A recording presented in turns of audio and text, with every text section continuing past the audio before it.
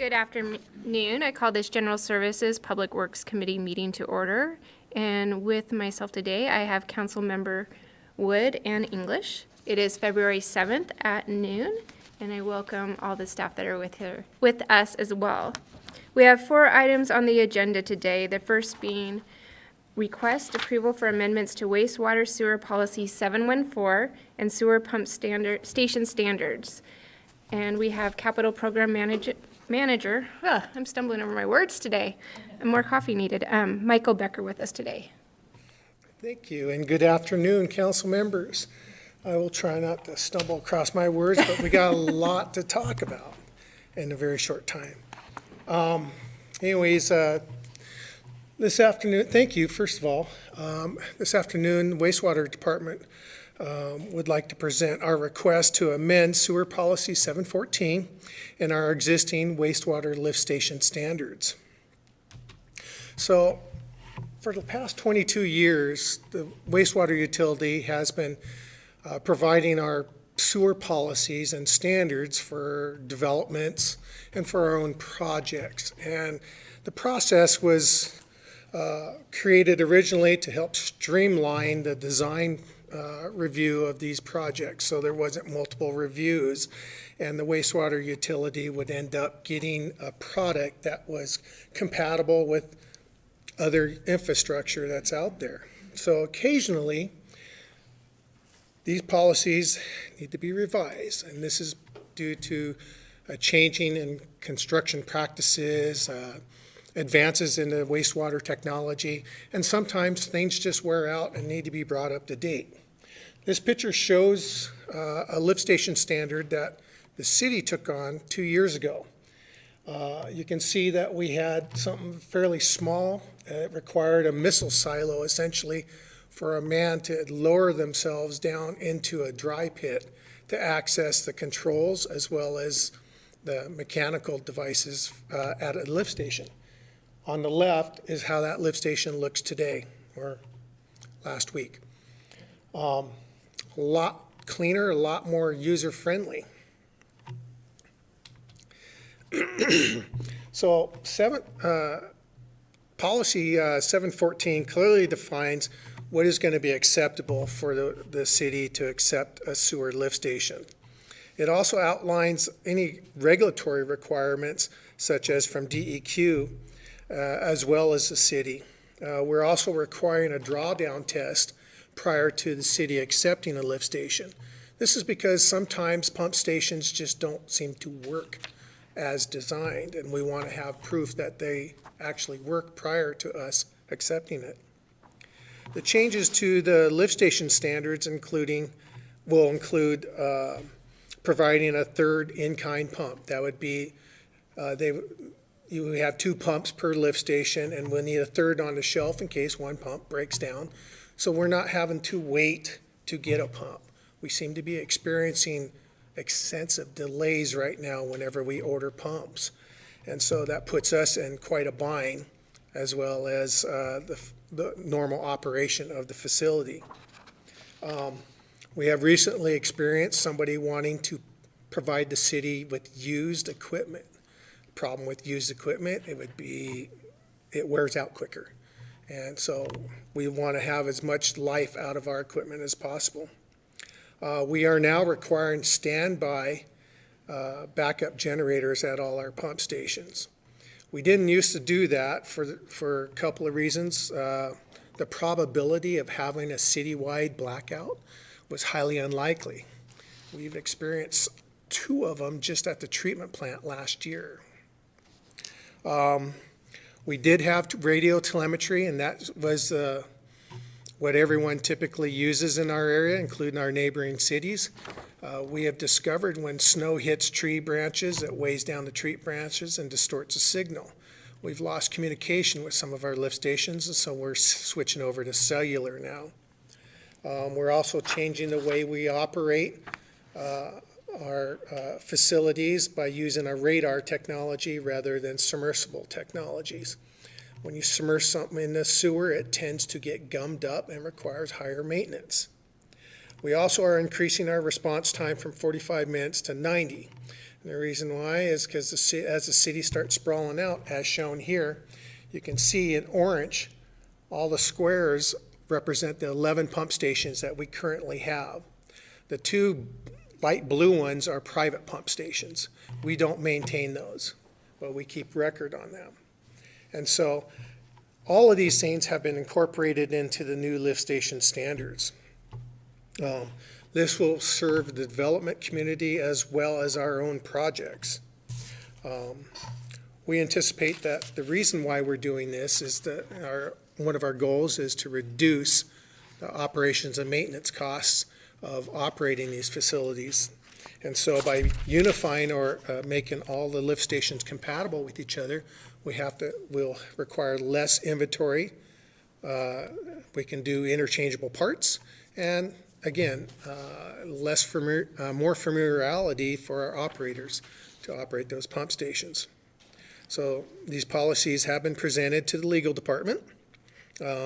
These were existing policies and existing standards that have been in place and on our website. So it is staff's recommendation that council should amend the existing sewer policy 714 and our lift stations as presented herein. Here's another example of some of our pump stations. You can see we go from kind of small to quite large, and they're actually similar in nature, but have all different parts to them. And that's our recommendation. I got off track. So, any questions? Any questions? Christie? Madam Chair, thank you. Now, I would just say, Mike, that the city's so fortunate we live in a modernized city, and that we have staff that does everything they can to keep us up to date so that we don't deal with major failures. This kind of policy just carries us into the future, so I completely support it. With that, I'd make a motion to recommend that council approve the amendments to the wastewater sewer policy 714 and sewer pump station standards. Second. Any further discussion? All those in favor? Aye. Aye. Opposed? Motion carries. Thank you. Item number 2, we have request approval of amendment to the design, fabrication, and installation services contract for the 4th Street Parking Garage Seed of Life project with Celeste A. Kooning Collective. And we have our city administrator with us today, Troy Timison. Good afternoon, council members. This is basically a change order. Unfortunately, due to the seasonality of getting workers, getting work done, and the cost increases, I'm coming to you today to say that your Arts Commission has worked hard to take what was approved by council. So on the 14th day of September 2021, the Arts Commission went forward and approved the art piece that Celeste has done. We're proposing that this goes on the parking garage at 4th and Coeur d'Alene Avenue. And since that time, the Celeste Kooning art individuals have been working hard to get the cost for fabricating this, get the cost for lighting this. We received information in December that the costs were escalating greater than the $75,000 that we had contracted with this group to do this artwork. Then came the value engineering. What does one do when you don't have the dollars to do the contract? You start to modify what is there. So in that, Celeste gave us a number of opportunities to look at cost savings. This is the location of where the artwork will go. Great space, would sit up on that wall nicely, facing 4th Street and be illuminated. The Arts Commission and I believe council totally endorsed the lighting of this. So we went through a number of what ifs, and to boil down all the good work, what we are proposing to you in concert with the Arts Commission is to take the original design and shrink it by 10%. In so doing, we believe that it will fit nicely on that concrete brick wall on the garage. So about a 10% reduction there. The lighting will remain as it had been proposed, And then we are looking to remove 3 layers of metal. And of course, that's the fabrication cost that had run up quite a bit.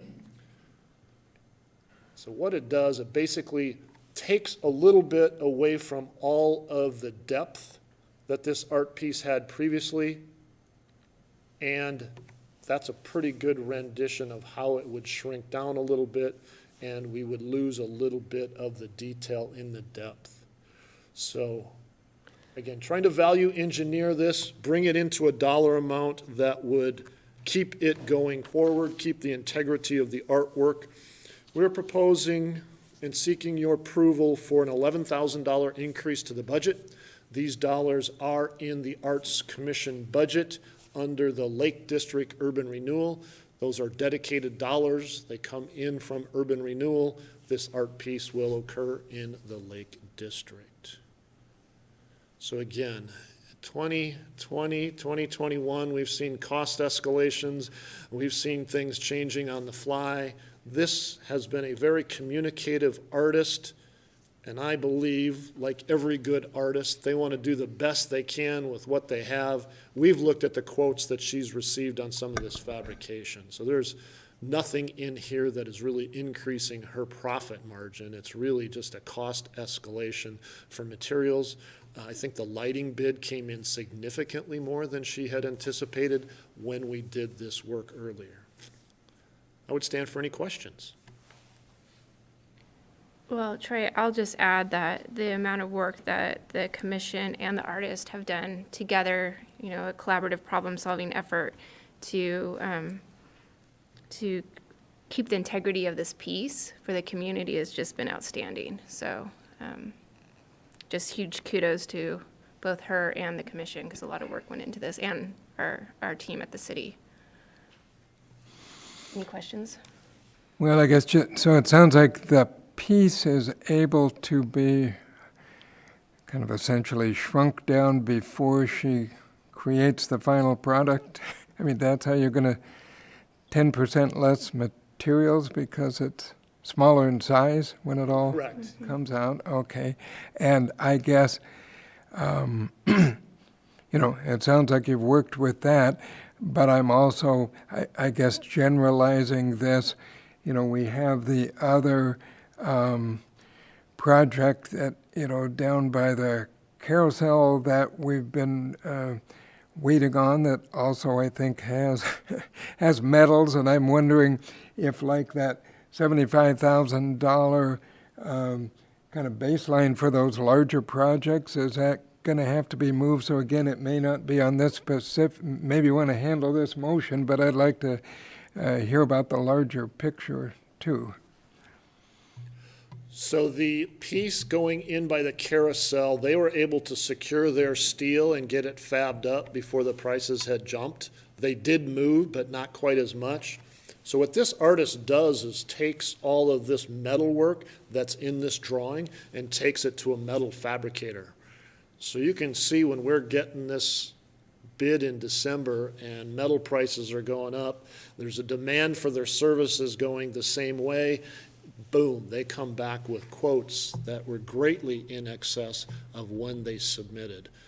So like a learning process we're in, Councilmember English, I anticipate we will need to put that into the contract because we don't have these fabricators being willing to do more than like a 30-day guarantee of what the cost is.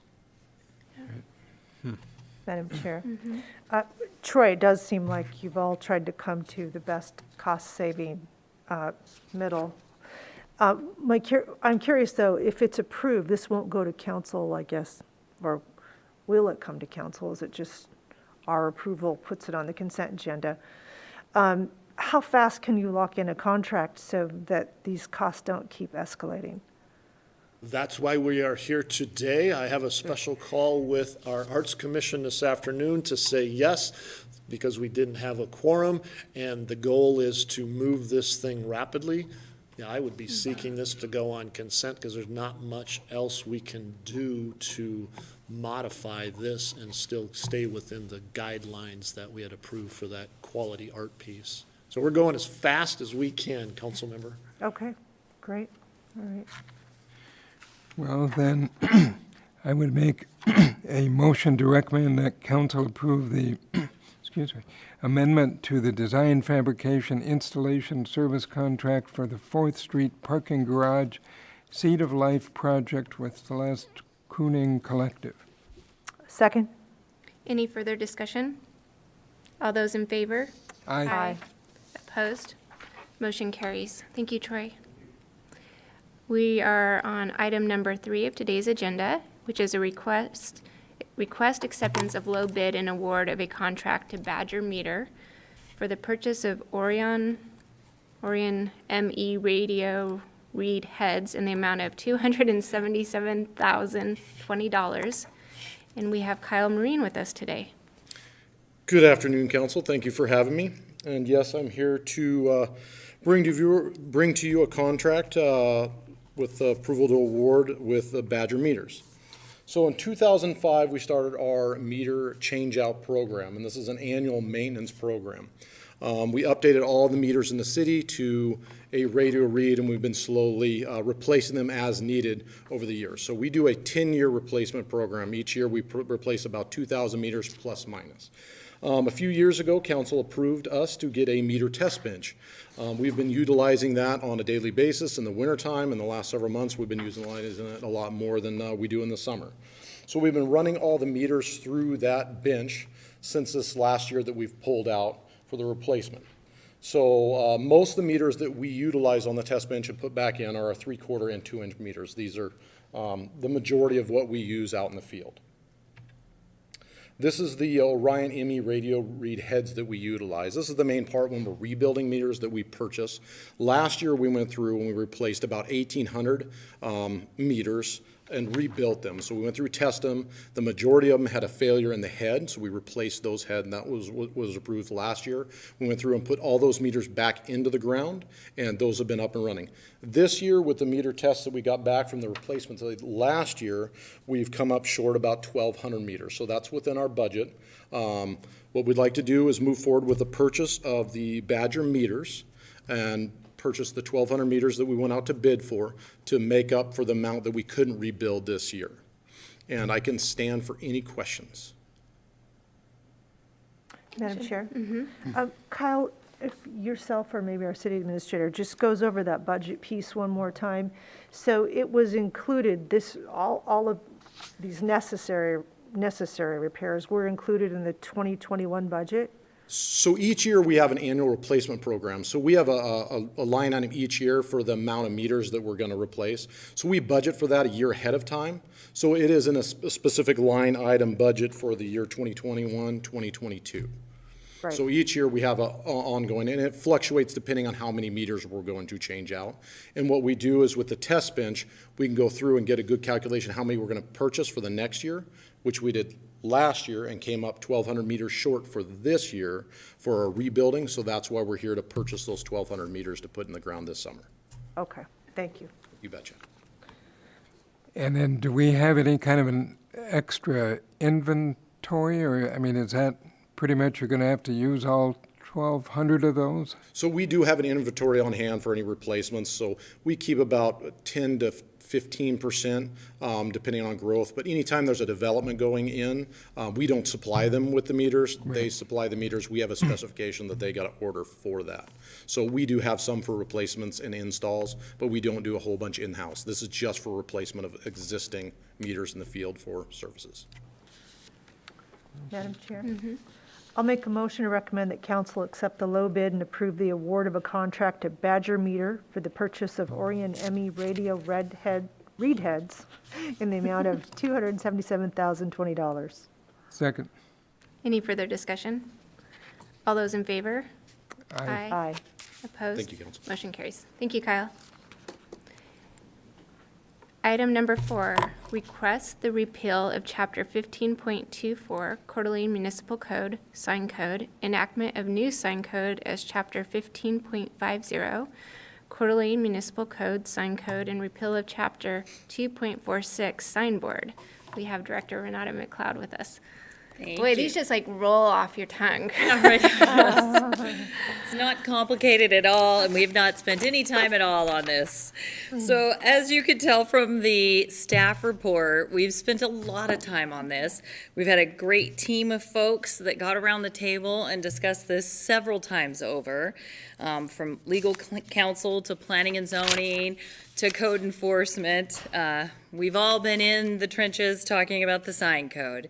Additionally, in the staff report, you see a little spreadsheet that's kind of the proposed code versus what the current code is, so you can get a really clear understanding of where we're going. But I've prepared a little PowerPoint to kind of give you an overarching viewpoint of the sign code, and then we can go into details as you wish. And I have several team members here to help me through this today. So as you know, the reason why we're here is, number one, constitutionality. We want to make sure that our sign code meets and reflects what current case law is. So Randy Adams, I don't know if at this point you want to talk a little bit about the overarching case law and some of the leeways we have and some of the constraints.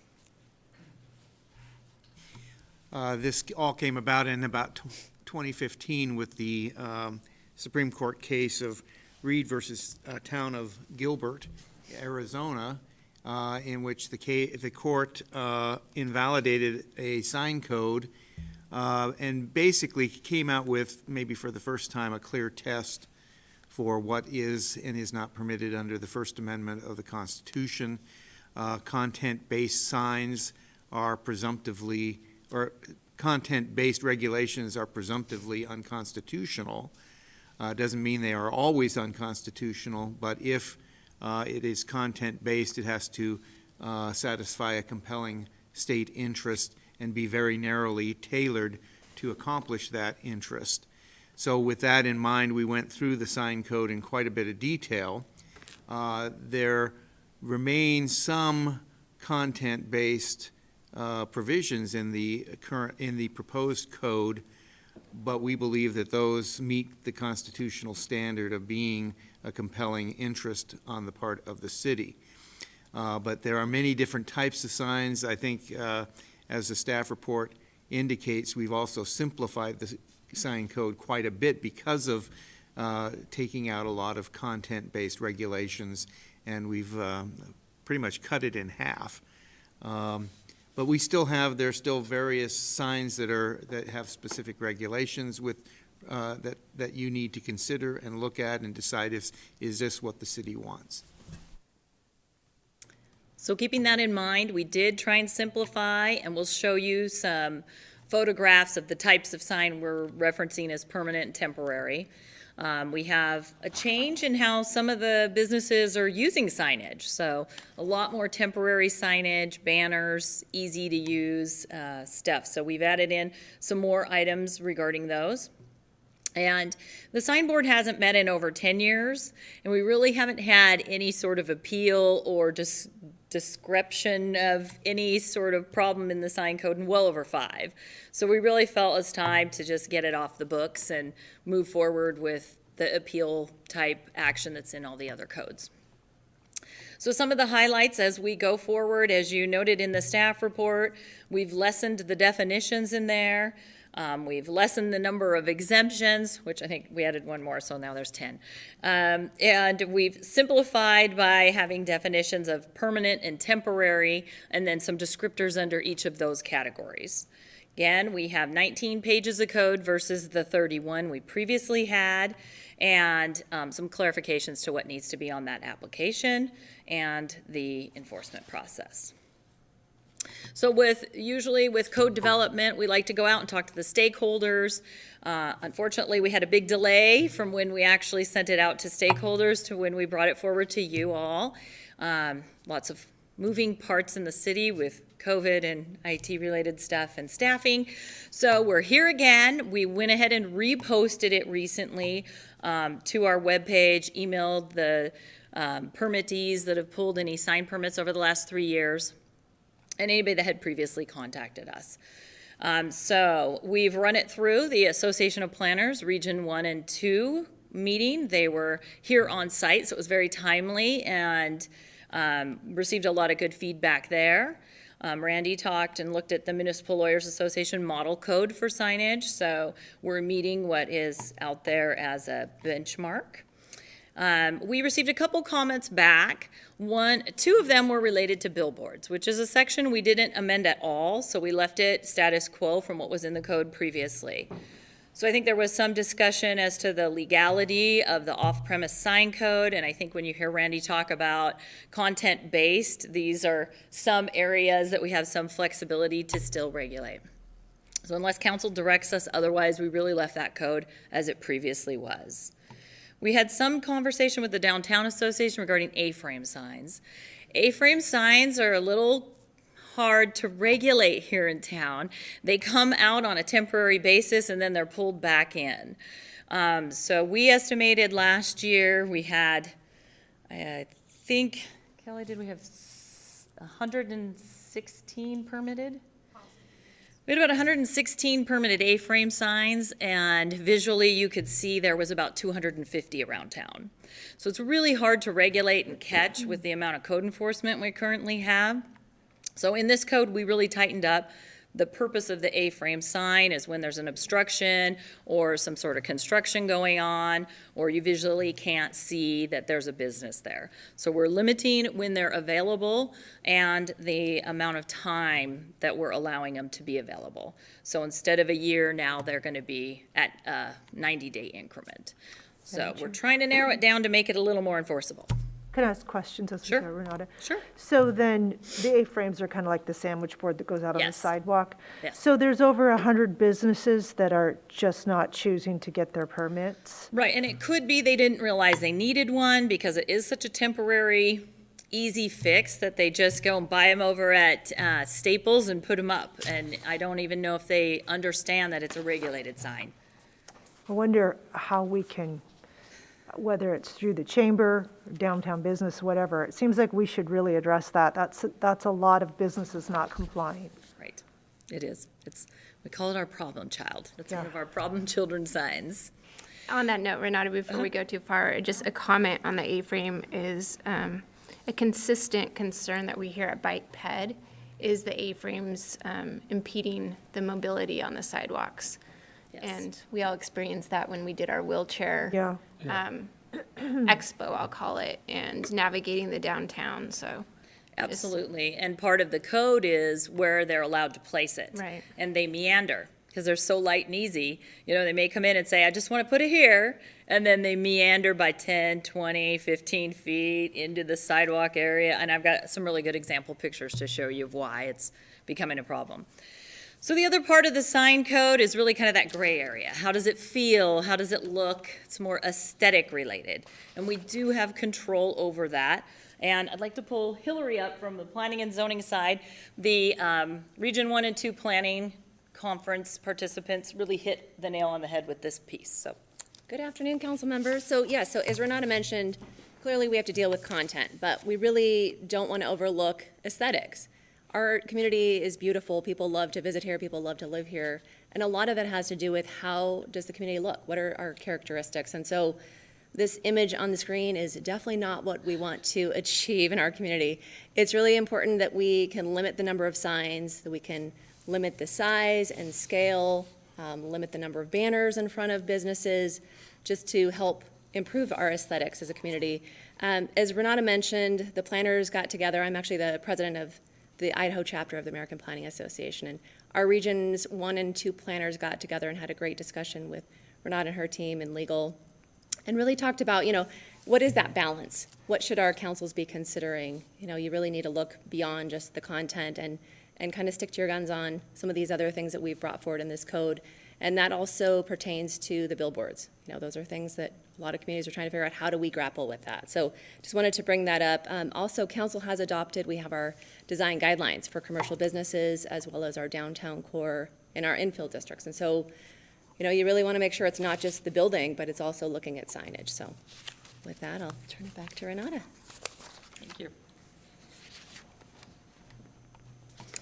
So how much is enough, right? So, you have some business that thinks more is better, some less is more. There's that fine balance.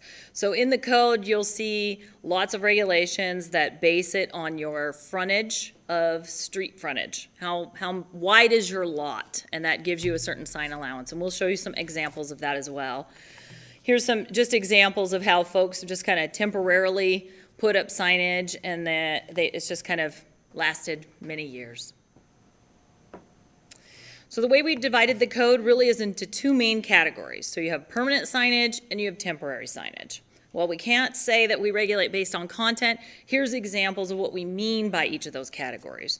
So the permanent signs are those signs that are attached to the building. They're freestanding in front of it, and they can be the shopping center signs that have several different businesses on one sign. And of course now we're seeing a lot more of the electronic displays, so they can constantly change their messaging. Some of the temporary signs, and again, I'm sorry, we changed that to a recommendation of 90 days for temporary signs so that it's consistent throughout the code for AFrames, banners, and promotional type events.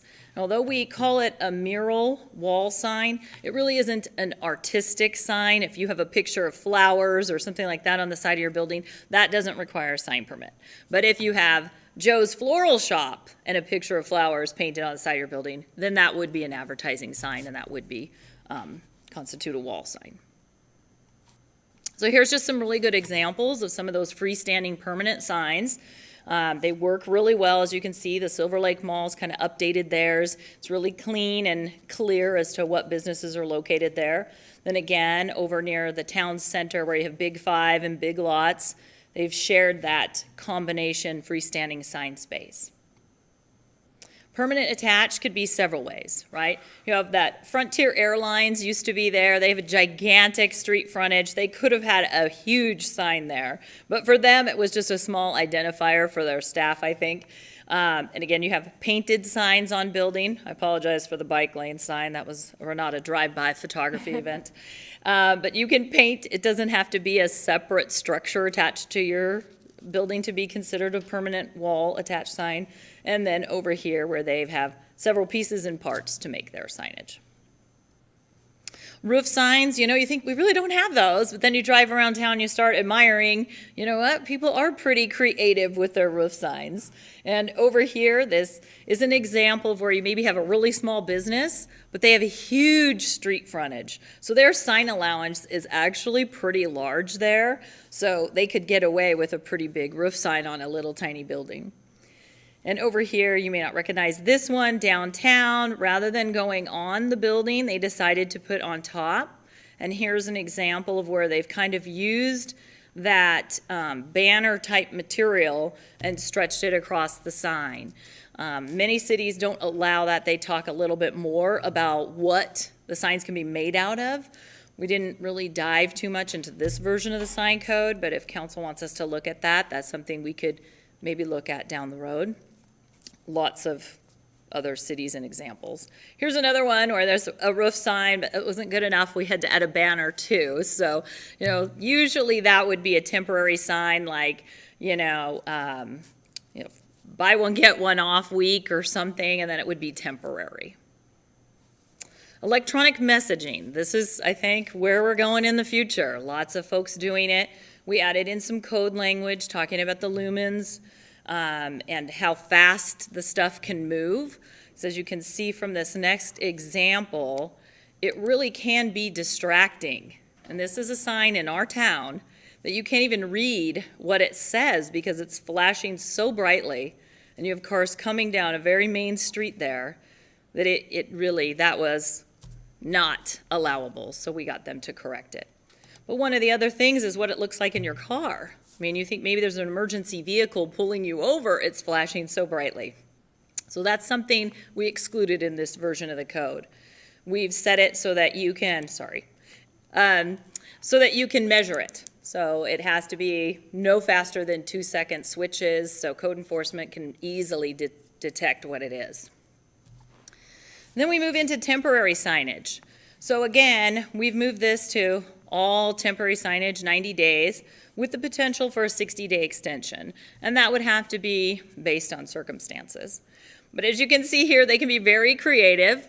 Again, this was only there for 3 days, so sometimes the promotional stuff really doesn't even take 90 days. A-frame signs, here's some good examples. You can see how they're utilized. You know, we have building signage, and then there's the sidewalk signage.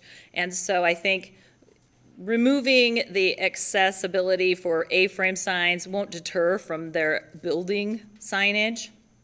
Here you can kind of see there's 3 all along one little sidewalk. And if you're in a wheelchair, yes, you're going to have a total circuitous route there and having to snake in between signs, and just makes it very difficult, especially on those corners where somebody's trying to cross the street, or vehicles even pulling up to the corner, being able to visually see up and down the street. And this was the best one right over here. I mean, you couldn't have even planned this any better to be in the way of hitting the buttons of the sidewalk crossing and right in the way of accessing that corner, as well as inhibiting vision. And this is on 95. So we got that one taken care of really quickly. And then here's an example of what we're seeing a lot are these banner signs, these flag signs. We've put in the code a distance between flag signs because we think that helps with that sign clutter. Because really, 4 in a row really just is too much. And these will be temporary, but even temporary, it just adds to the clutter. And then again, with these, you know, they're allowable, and Frontier has an enormous amount of roadway frontage, but those would be deemed temporary banner signs and only allowable for 90 days. And then I'm going to have Kelly talk to you about that sign code allowance, because I know looking at a code and seeing all this street frontage and multiplication, that maybe it's better for you guys to see an actual real-world example. Okay, so how do sign allowances work? So what we do is we take the for whole signage, so we take the street frontage and times that by 3, which I have an example here. So we take the street frontage on Government Way, which is 514 feet, times that by 3, and the total is 1,542. So then we take another equation, so we take out of that total allowance, which is 1,542, and we do an equation, and here's the template that I use to calculate that freestanding signage. So we go by the zone that it's in, and then I take the street frontage times the driving lane factor, which there's 4 lanes on Government Way, and then I times that by 2.25, and that equals 225 plus 32, and this amount here, 257, is the total freestanding signage that they're allowed, which we subtract out of this 1,542. So in the sign code currently, and it's going to remain this way, so here I could put a sign here, a freestanding sign. The maximum sign in this, maximum square footage in this zone is 100 square feet per sign of freestanding. You can't get any larger than that, but they have 257. So they can use 100 square feet here. They can go 100, there has to be 100 feet between the 2 freestanding signs, and they could put another one here at 100 square feet, and then they'd still have 57 square feet left over. But they have to be 100 square feet apart. Yes. Kelly, is is that multiplier based on the zoning? Yes. And the lane feet. This density The here. density one, the lane, Oh, yeah. Yeah, okay, this sorry, is yeah, the. yeah. Yes. I'm with you now. Okay. It's complicated. So, Do you want to see this one again? Okay. so this example is C17, and it's 0.25. Do you have another example, like light manufacturing would be, Let's see here, I have it would be different, right, based on that density? Yes. Or, I don't need to So- know exactly what it is, I just getting an So idea. let's say in the residential zone, the density factor is 0.05. Okay, thank you. So they only get 2 square feet of allowance total. So they can't do much with that. That's all on page 10 of the proposed code. 10. Thank you. Okay, do you have any other questions? No? Okay. So I think this is a best practice that's used by several cities, so it's not one we just developed ourselves. We've looked at examples of other cities. Some other places get real specific about the type of road, whether it's an arterial or this or that. But this seems to be something that's worked for us over the past 20 years, and we don't seem to have too many issues with the amount of sign allowance folks are allowed. So we recommend keeping it. And then, of course, we have clauses in there for when businesses close down, if they have a problem and there's maintenance needed. You know, they're supposed to remove them within 30 days or fix them within 30 days. But we do have a lot of leniency because moving parts, you know. Can't get the staffing to do it, or you can't find the electronic equipment or whatever. So we do try and work with businesses that have some problems with signage. The more difficult thing is when businesses go out of business. You know, they're bankrupt. Who do you contact? I've worked with several in town, and it's very difficult to get compliance to remove a 40-foot sign. I mean, we don't have the capability to do that, but we try and work with the property owners. And right now, I think we're seeing enough turnover that folks are willing to change the signs out. One of my favorites is the Shopco sign. They've been closed for a while, but the ski people are going to put up a new sign, so that too will change. So at this point, we're ready to open up for discussion. If you have specific questions, things you want us to look in a little further, please note that we do have it open for public perusal right now, and we're willing to continue to take input in from the community. And I know there's a lot going on at the next council meeting, so we were really thinking about bringing this forward maybe to the first March meeting. Great, thank you. How does this relate to the political sign vote? 'Cause So, that's going to be yes, this we were- spring. That's what'll be the hot button. Yes, so that is the hot button issue, and because we can't say just campaign signs as a separate category, because you have to read it and know the content in order to regulate it. So that's one of those constitutional tests of, if you have to read it in order to know how to regulate it, you can't do it that way. So it's a temporary sign. They'd come in for a 90-day permit. And Randy, I don't know if you want to weigh in a little bit more on any flexibility we have with that. It's very complicated. Well, I think it's fairly simple. It's treated like a temporary sign.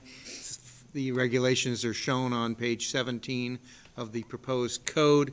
It basically, one permit is all that's needed for as many campaign signs as you wish, but for a piece of property, the campaign sign would be subject to the same sign area regulations that any other sign would be. They have to have an encroachment permit if they're going to be in the public right-of-way. They can be all campaign signs are basically off premises, but you need the permission of the property owner to put a campaign sign on. That seems self-evident, but not always. Oh, no. And then we require that this campaign signs be removed within 30 days after the election at which it was pertinent to. And how early can they, because that was a question. There is how no, early? there is no start date for campaign signs. Just an end date?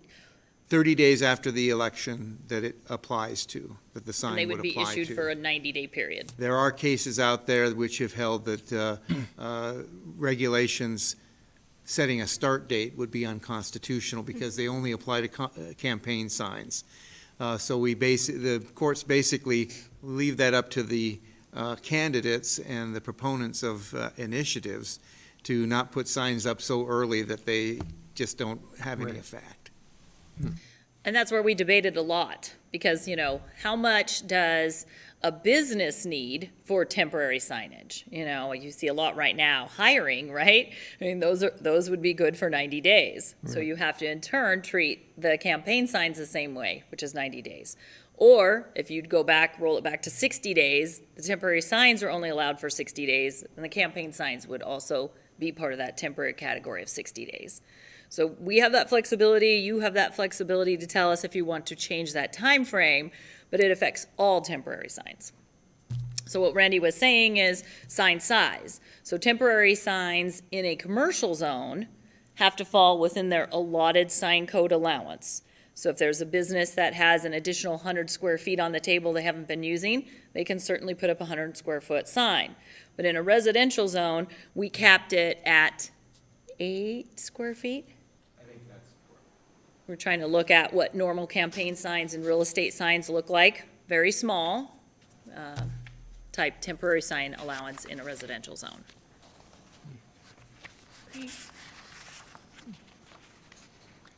Any further?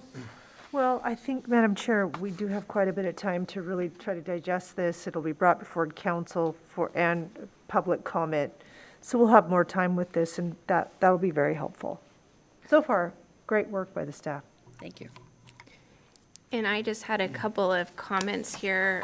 I really appreciate page 3, the current code and the proposed code, to easily track the changes, especially when there's so many. That's really helpful. Also, I appreciate all the time you took to meet with the stakeholders and gather feedback.